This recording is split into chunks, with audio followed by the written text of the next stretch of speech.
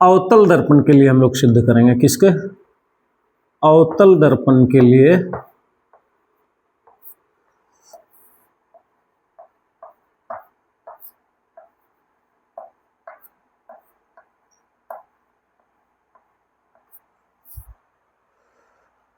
दर्पण सूत्र का सत्यापन।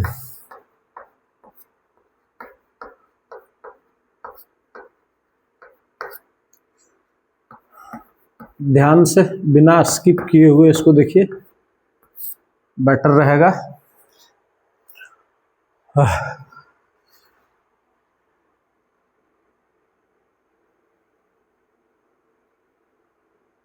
पहले फिगर बनाइए।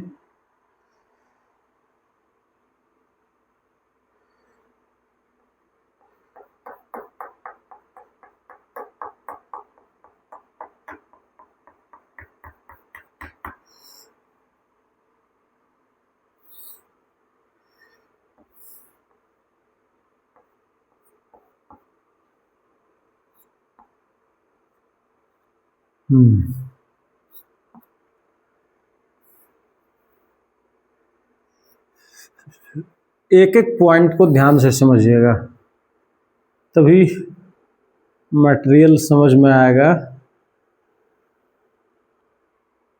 अन्यथा गड़बड़ कीजिएगा।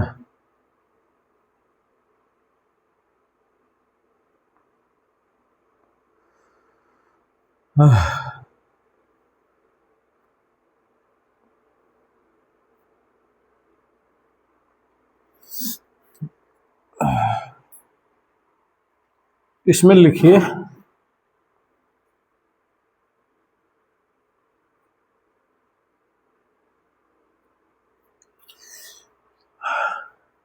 माना कि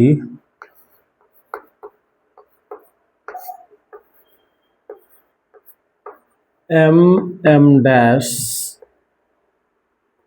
एक अवतल दर्पण है ना। इसमें प्रतिबिंब को बना देना है, नाम दे दीजिए A B A dash B dash. एक अवतल दर्पण है जिसकी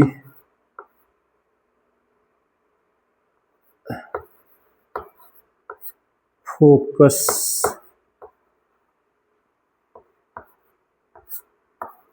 दूरी F तथा वक्रता केंद्र जिसका फोकस ऐसे लिख देना है F तथा वक्रता केंद्र C है, जिसके सामने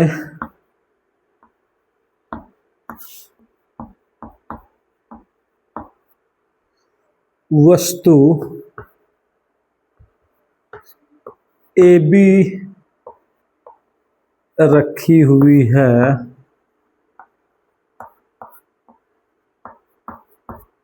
जिसका वास्तविक प्रतिबिंब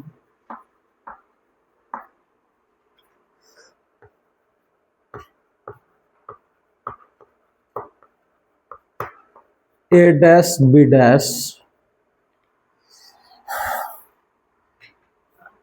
C तथा F के बीच बन रही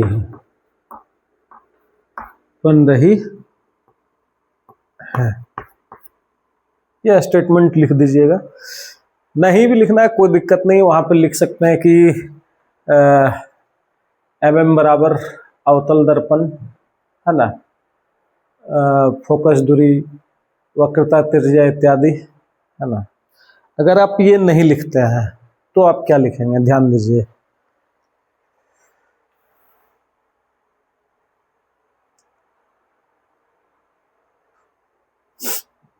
ध्यान दीजिए, अगर आप ये नहीं भी लिखते हैं तो कोई उससे प्रॉब्लम नहीं है, लेकिन लिख दीजिएगा तो बेटर रहेगा। तो देखिए,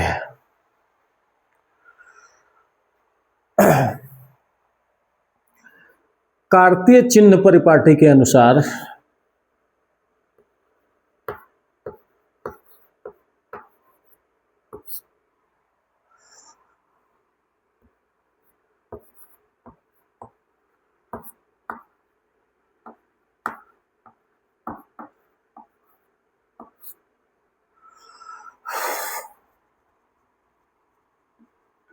के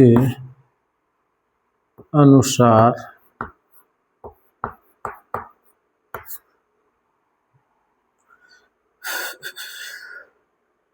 वक्रता त्रिज्या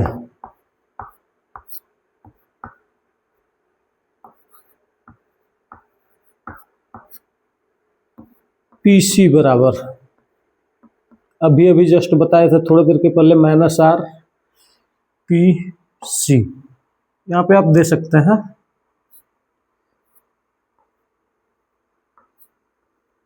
माइनस में, क्यों होगा? क्योंकि बाईं ओर मापी गई दूरियां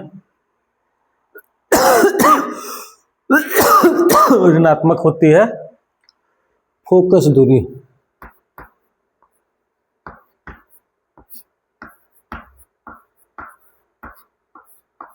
PF बराबर -F, है ना? वहां भी दर्शा देना है वस्तु दूरी। वस्तु दूरी, वस्तु दूरी इसमें क्या होगा? वस्तु को यहां पे रखे हैं, प्रतिबिंब यहां बन रहा है, वस्तु दूरी PB। अब चूंकि बाईं ओर है इसलिए ये किस में होगा? माइनस में होगा। प्रतिबिंब दूरी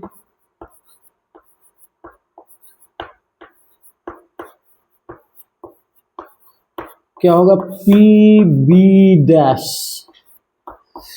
PB डैश ये क्या होगा? चूंकि बाईं ओर ही बन रहा है तो -B। चलिए इसको भी ध्यान से देख लीजिएगा आप।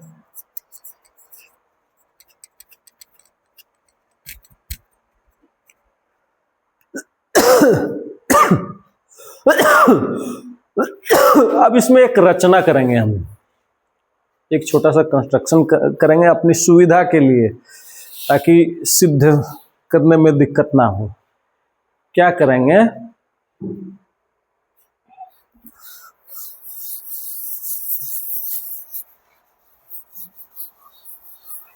वो देखिए, एक एक स्टेप एकदम समझते जाना है।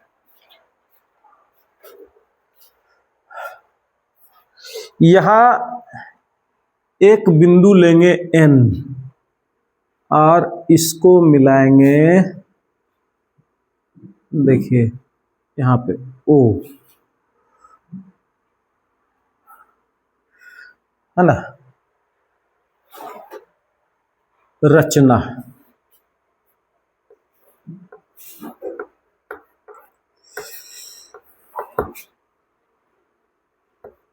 NO समांतर AB खींचा। किसके समांतर खींचा?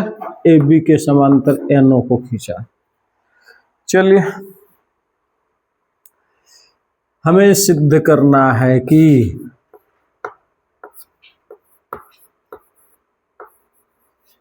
क्या सिद्ध करना है?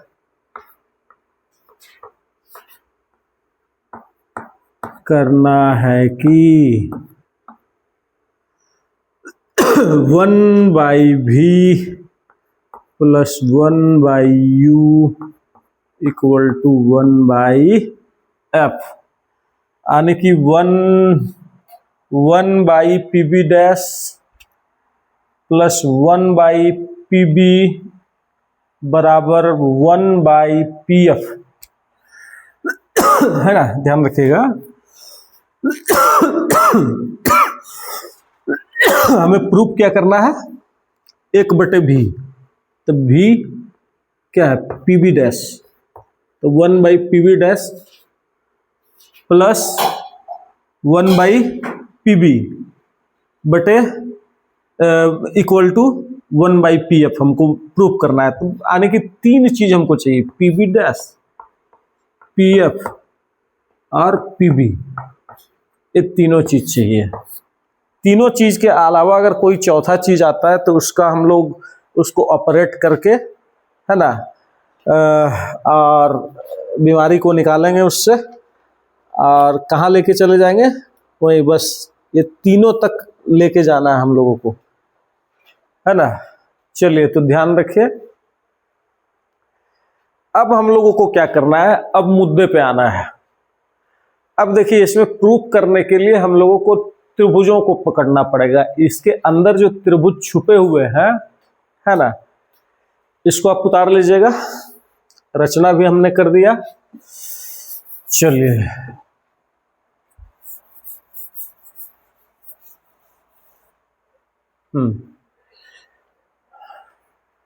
प्रमाण क्या है, प्रमाण।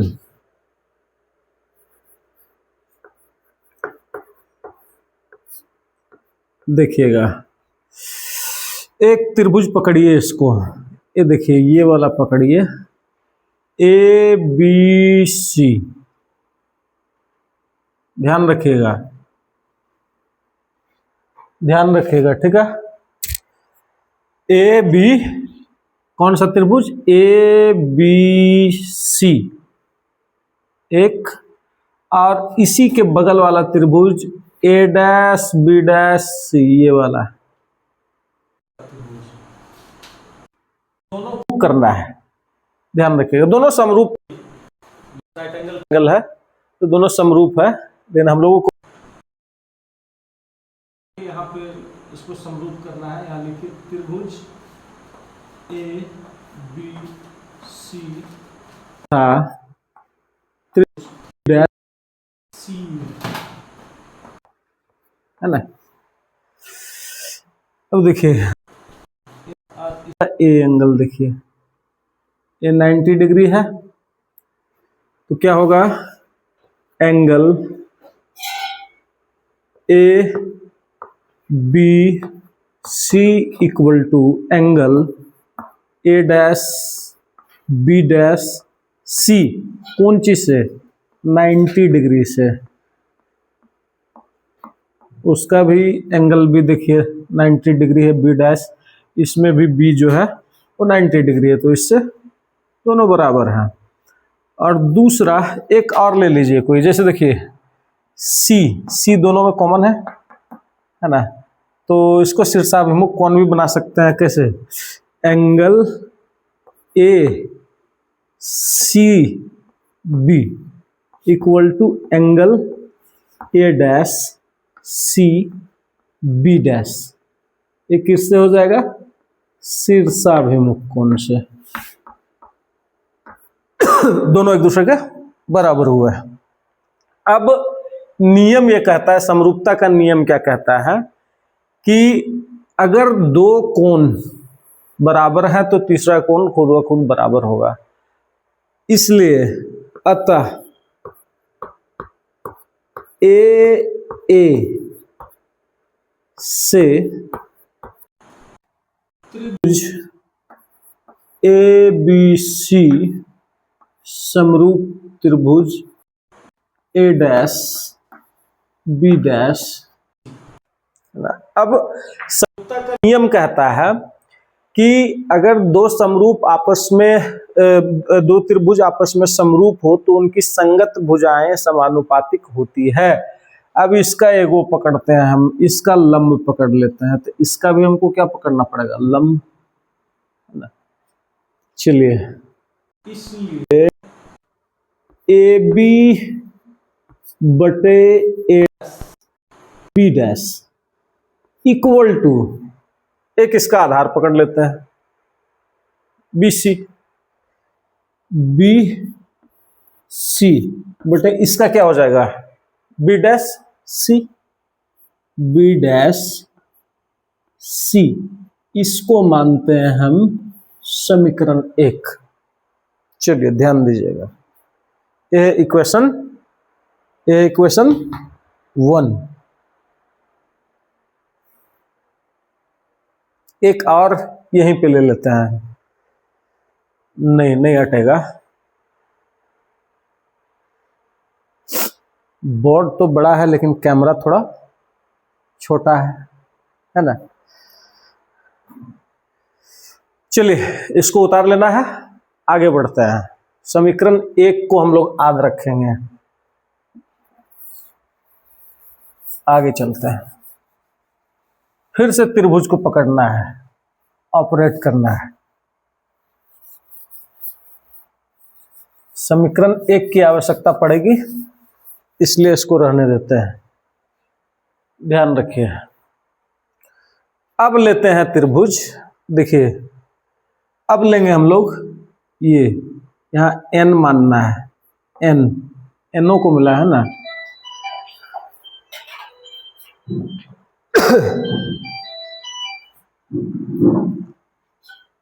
पुनः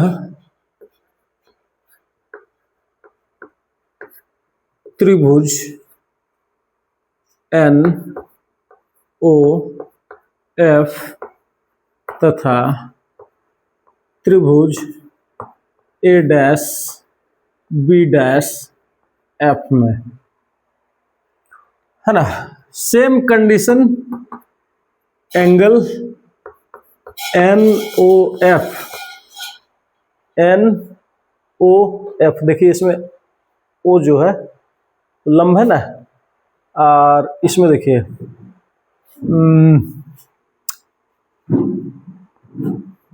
इसमें ये वाला त्रिभुज A'B'F, तो इसमें देखिए B जो है लंब है ना, A'B'F, ये किससे बराबर होगा, 90 डिग्री से, ध्यान दीजिए। और दूसरा फिर वही शीर्षाभिमुख मान के चलते हैं, तो क्या होगा,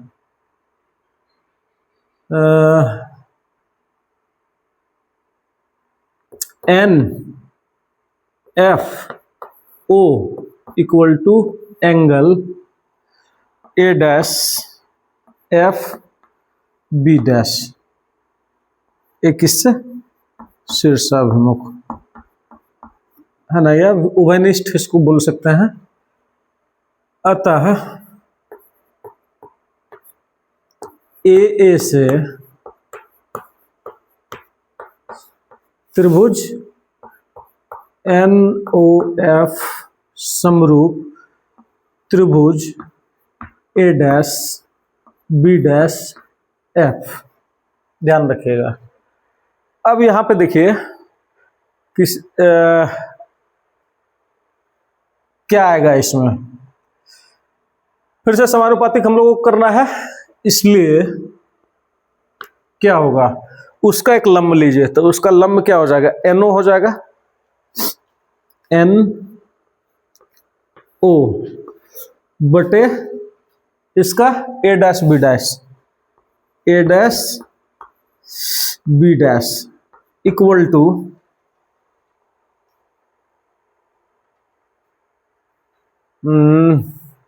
इसमें ले लीजिए OF बटे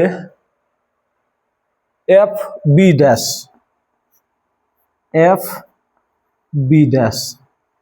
देखिए इसका लंब लिए, NO को लिए, ये वाला लिए, ये वाला, तो इसका समानुपातिक कौन होगा, इसका भी लंब होगा, A'B' ये वाला होगा ना, ये वाला, और इसका आधार लिए OF, ये देखिए OF, तो इसका भी ये लेना पड़ेगा, तो B'F, ठीक,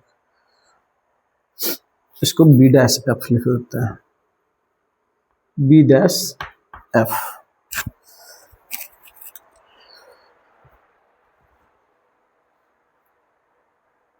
अब आगे चलते हैं। अब यहां पे देखिए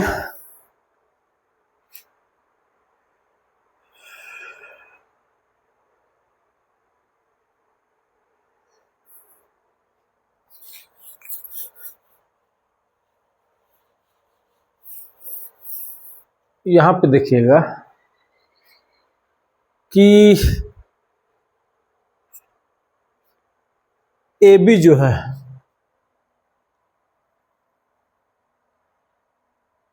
एक दूसरे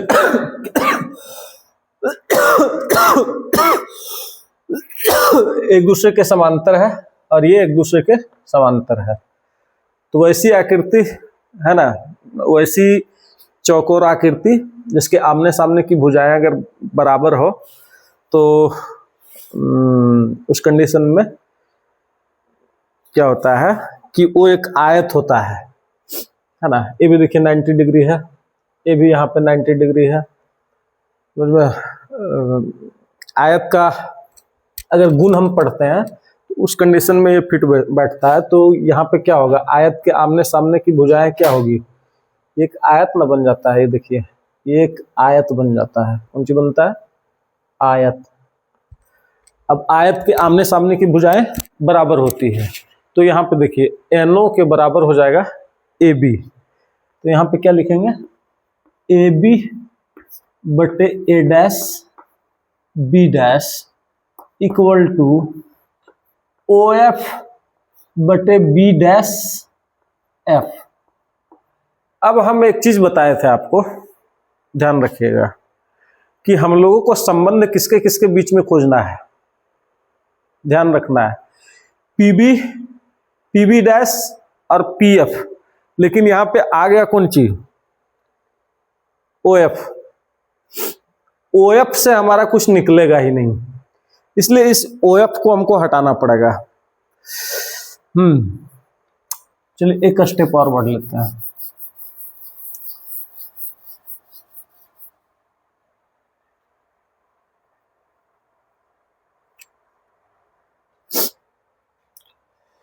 इसको समीकरण 2 मानते हैं, ध्यान रखिएगा। ये हो गया समीकरण 2।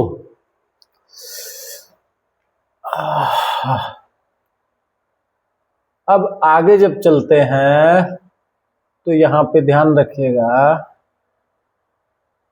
कि समीकरण 1 तथा 2 से, 1 तथा 2 से, अब समीकरण 1 में क्या था, समीकरण 1 में था A डैश AB बटे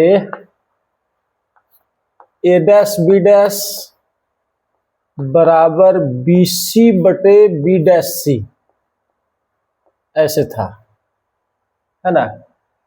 अब देखिए LHS दोनों का एक जैसा मिल रहा है, AB बटे A डैश B डैश एक जैसा मिल रहा है, तो RHS हम बराबर करेंगे तो क्या होगा, BC बटे B dash C equal to OF बटे B डैश F। ध्यान रखिए।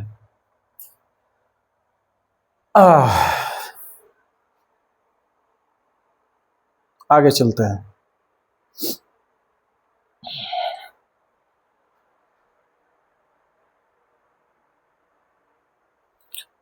यहां पे लेके आते हैं। अब देखिए चूंकि OF से हमारा कोई डिस्टेंस निकलने वाला नहीं है, इसलिए यहां पे ट्रिक लगाएंगे कि यदि दर्पण का द्वारक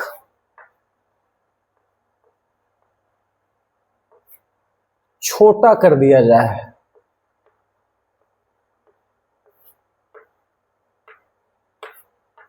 छोटा कर दिया जाए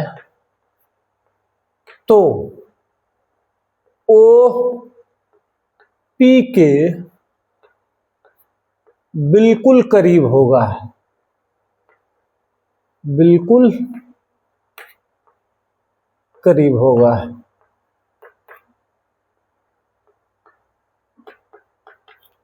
हम इसको प्रोजेक्टर से भी आपको दर्शाएंगे।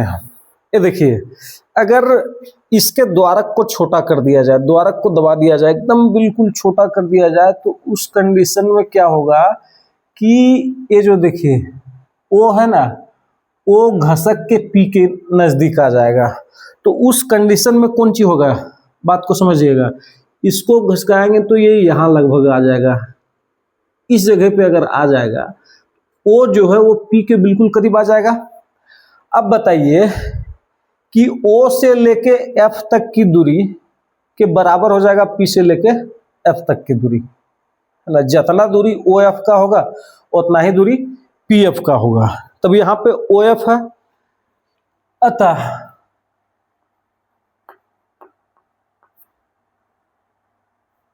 ओ F equal to P F, क्या हो जाएगा, O F equal to P F, है ना, O F equal to P F.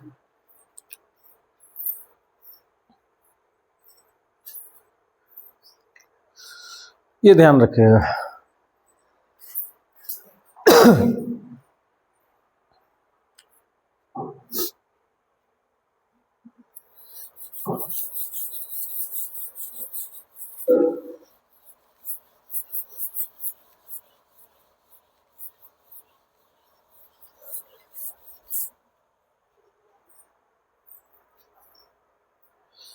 अब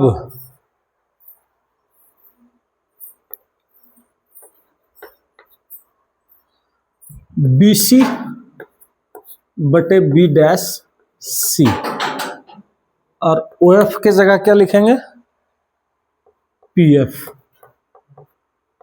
बाय बी डैश एफ। अब हम लोग एक एक करके वैल्यू को बैठाते जाएंगे, ध्यान रखिएगा।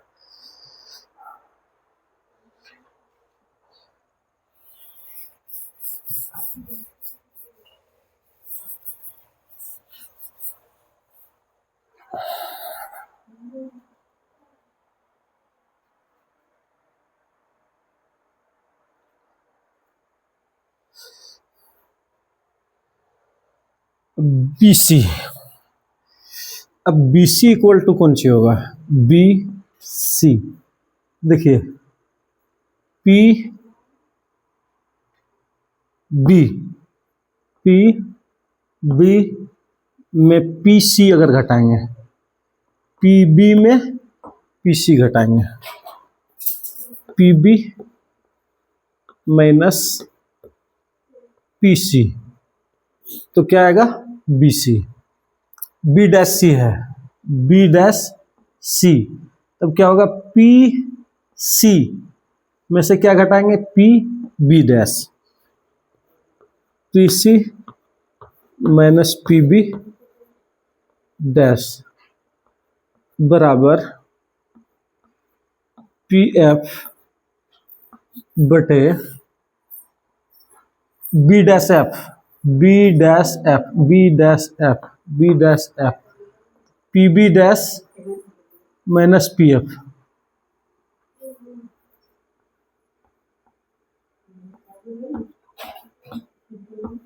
Minus P F. अब चलिए इसमें कार्तीय चिन्ह परिपाटी का वैल्यू बैठाते हैं। P B equal to minus U, P C equal to minus R, P C equal to minus R, और P B dash equal to minus भी, equal to P F minus F, P B dash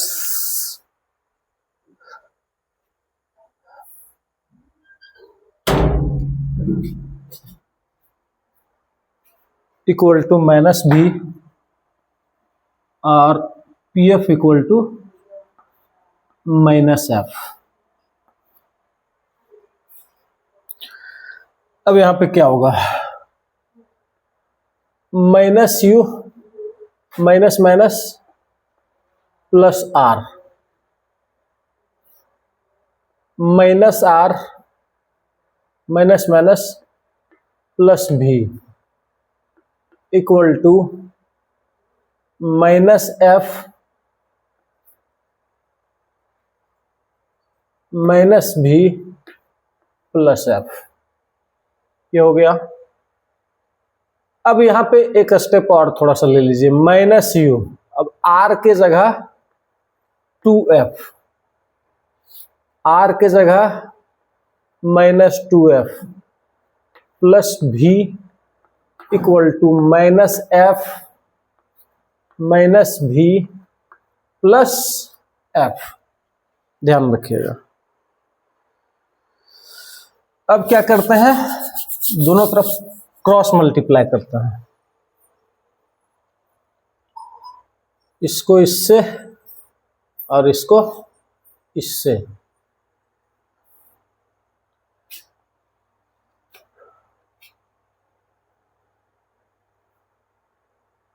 चलिए अब इसको मिटा देने पर भी कोई दिक्कत नहीं है।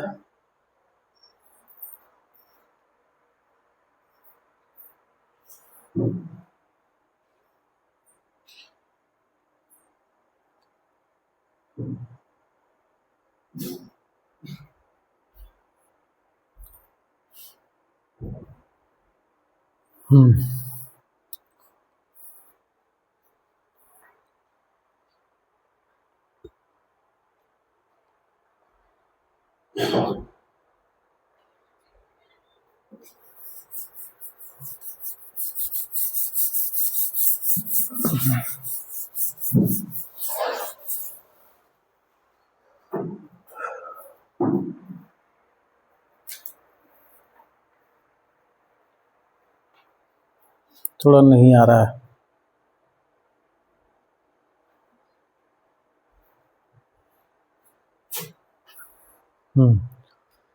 अब आगे चलते हैं।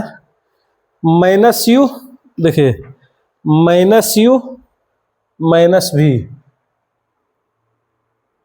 तो क्या हो गया, यू भी, और minus you plus F minus U F.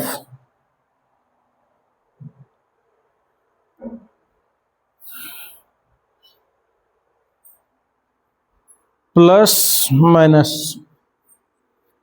2FV plus 2F square.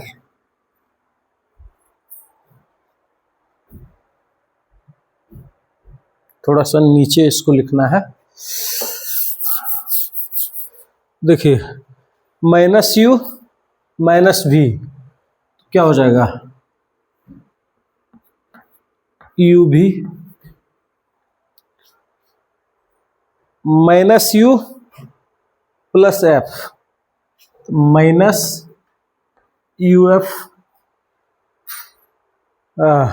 Minus plus 2F minus भी, तो माइनस 2FV और plus 2F into plus F plus 2F square. ठीक है। अब इधर वाला ये लेते हैं, minus 2F into minus F 2F square plus भी माइनस एफ माइनस भी एफ।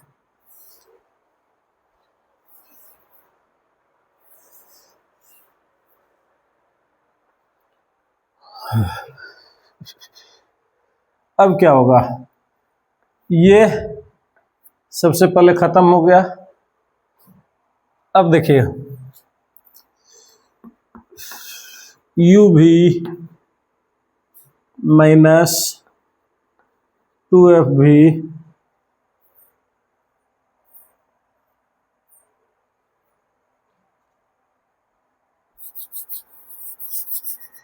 यू भी माइनस UF -2f भी इसको ले आते हैं, प्लस f भी इक्वल टू 0, है ना। तो u भी -uf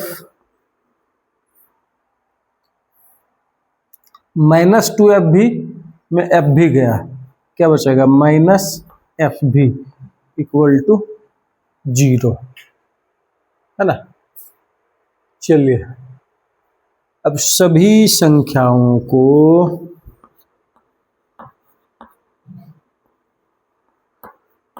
u भी f से भाग देने पर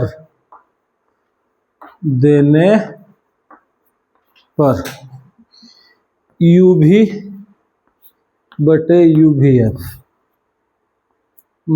-uf बटे u भी f -f भी बटे u भी f बराबर 0 बटे u भी f। काटते जाइए, u u भी u u f f f f भी बचा क्या, इसमें 1/f minus 1/v minus 1/u equal to 0। अब क्या होता है, 1/f को इसी साइड रहने देते हैं, तो 1/f इक्वल टू, ये माइनस में है, उधर जाएगा तो किस में चल जाएगा, प्लस में, 1/v, ये भी माइनस में है, उधर जाएगा तो किस में आ जाएगा, 1/u। ये हो गया आपका प्रूफ। मिलते हैं आपसे अगले वीडियो में, तब तक इंतजार कीजिए। धन्यवाद।